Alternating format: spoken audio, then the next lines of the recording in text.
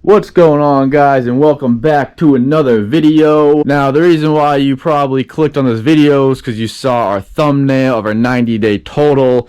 That is not clickbait. Here's my phone, here's my eBay app. Open up the eBay app and it says 106,000.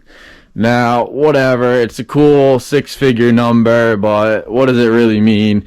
That's not the amount of money that went into my bank account, unfortunately. I wish it was, but realistically, probably about 50% of that ended up in the bank account, and I'm not even sure about that, maybe a little bit less. I don't have the exact figure right now, but it's right around 50% after fees and shipping and cost of goods, and we pay rent and all the good stuff. So realistically, it's about 50,000 in the last 3 months, which is it's about 16,000 net profit a month, which is a good number. It's cool, but I know many people who have a much higher 90-day total. But let's just get right into it, guys. We wanted to show you guys what it's like as a full-time reseller and how we run our business. So let's have a look. So it was a 3-day weekend, and the first thing when we come in is we ship all of our orders.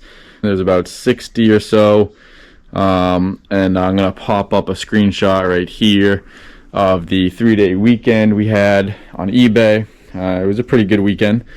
So once we take care of the shipping, we pick out our inventory for the day. So we got about 400 or 500 pairs over here that haven't been listed or cleaned yet. So we just pick them at random, we clean them up, and once they're clean, we throw them in here in the bucket. I'll just show you guys a couple things we got. So we got some Brooks, some more Brooks, lots of Brooks. So we usually try to list I don't know, at least 25 every day minimum, sometimes up to 50, sometimes we do 60, but at least like 25 or so. So once they're all cleaned, we bring them over here to be pictured. These shoes in here are already cleaned. They have not been pictured, but I'm just showing you guys, like, we just throw them all in there, and then we pick them at random and we just picture them.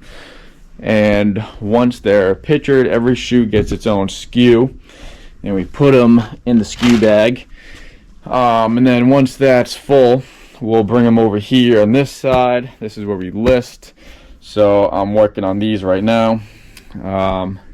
Here's one, another pair of Brooks. So anyways, once they're listed, we put them in this big blue bucket, and once that's full, we will bring that over here and put the shoes away in the correct slots. So we have all these racks, and